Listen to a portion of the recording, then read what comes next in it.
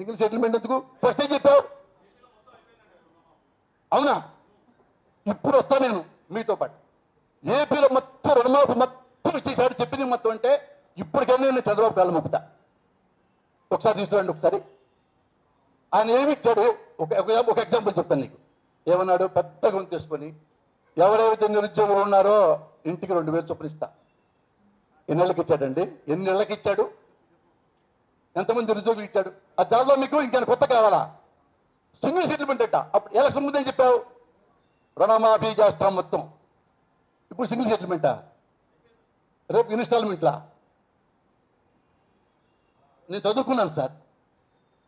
నేను మీ ఇంత పెద్ద మహామేధావుల ముందు నేను అంత దుర్మార్గంగా అబద్ధం చెప్పను. నన్ను బతికిస్తారు అబద్ధం చెప్తే పాడదీయనాది మీరు. అది రుణమాఫీ పూర్తి కాలేదు, అబద్ధం. ఇప్పుడు సింపుల్ సార్, అదంతా దుర్మార్గుడు మీకు చెప్తా. మీరు ఒక్కసారి మీరు క్వశ్చన్ వేసుకోండి సార్. పాత క్వశ్చనే. ఏమండి, పార్టీ ఎన్టీ రామారావు, తనే వ్యవస్థాపక అధ్యక్షుడు, తనదే మేనిఫెస్టో, తనదే ఎన్నికల గుర్తు, అందంగా పార్టీ పెట్టుకున్నారు, జనాల్లోకి వెళ్ళాడు, గెలిచాడు. గెలవక ముందు చంద్రబాబు ఏమన్నాడు? రామారావు నేను ఓటిస్తా. అంతకుముందు ఏం చెప్పాడు? రామారావు నేనే పార్టీ పెట్టమంది అంటే ఓడించడానికి పార్టీ పెట్టమన్నావు. రామారావుని గెలిచాడు. ఊరుకున్నావా? నువ్వు ఓడిపోయావు. పరిగెత్తుకుని వచ్చావు, గోడ దూకావు, తెలుగుదేశం తప్ప తలుపులు తెట్టావు, మావయ్య కాదు దండం పెట్టావు. మావయ్య కదా, కూతురు మొగుడు కదా రానిచ్చాడు. ఊరుకున్నావా? రామారావు తనుదన్ని బయటకెళ్ళు పార్టీ లాక్కున్నావు, జెండా గుర్తు లాక్కున్నావు. ఒకటి గుర్తు పెట్టుకోండి, ఆంధ్రదేశంలో అందరి జెండాలు ఉన్నాయండి, చంద్రబాబుకు తప్ప. అందరికి ఉన్నాయి. పవన్ కళ్యాణ్కి పార్టీ జెండా ఉంది, జగన్ గారికి ఉంది, కమ్యూనిస్ట్కి ఉంది, సిపిఎంకి ఉంది, సిపిఐకి ఉంది, బీజేపీకి ఉంది, కాంగ్రెస్కి ఉంది, వేరే ఎస్పీకి ఎస్పీకి ఉంది. ఒక్క చంద్రబాబుకి సొంత జెండా లేదు. అది తొప్పుకొచ్చిన జెండా. ఎవరిది? కష్టపడ్డ ఎన్టీ రామారావుది. ఆ ఎన్టీ రామారావు అన్ని దోచి తప్పేశాడా? ఎన్టీకి చూడండి, చంద్రబాబు గారికి ఎన్టీ రామారావు గారికి నైతిక విలువలు శూన్యమా? ఏం చేశాడండి పాప? ఆయన ఏమైనా అవినీతి పని చేశాడా? అక్రమాలు చేశాడా? భూకబ్జానా? స్త్రీలో కూడా ఏ పాపం చేశాడు ఎన్టీ రామారావు? నైతిక విలువలో ఉన్నావు అంటే అని జనం నమ్మించారు కదా, నమ్మించాడు. అట్టా చంద్రబాబు ఎవరే నమ్మిస్తాడు. ఇప్పుడు చూడండి, ఇప్పుడు ఇది అసలు స్ట్రాటజీ ఏంటి ఎలక్షన్లో? ఇప్పుడు కనుక మోడీని కనుక బాగా అన్పాపన చేస్తే ఆ ఓట్లు మన పడతాయి. అయితే ఇంత ఘోరంగా తిట్టాలండి మోడీని.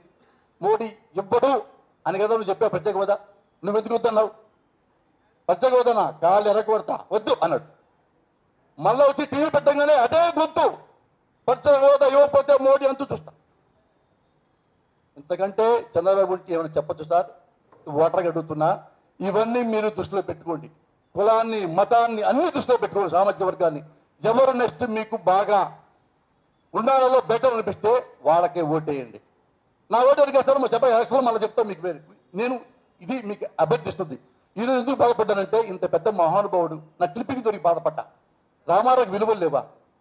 ఎంత గొప్పోడండి, విలువలు లేవు నువ్వు చెప్పి ఆ బొమ్మ నువ్వు మహానుభావు పెట్టుకుంటావు.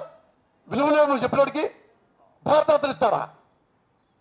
రేపు చోటు కేంద్రంలో చంద్రబాబు రామారావు విలువలు లేవునండి, ఎదురుకి ఎందుకండి భారతరత్న?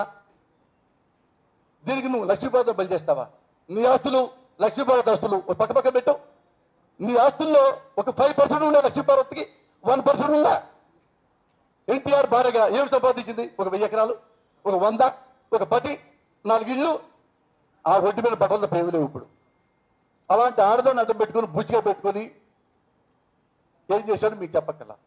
ఏంటండి, వీడియో నచ్చిందా? అయితే ఓ లైక్ వేసుకోండి, లేదంటే ఓ కామెంట్ చేయండి. ఎప్పటికప్పుడు మా వీడియోస్ చూడాలంటే సబ్స్క్రైబ్ చేసుకోండి.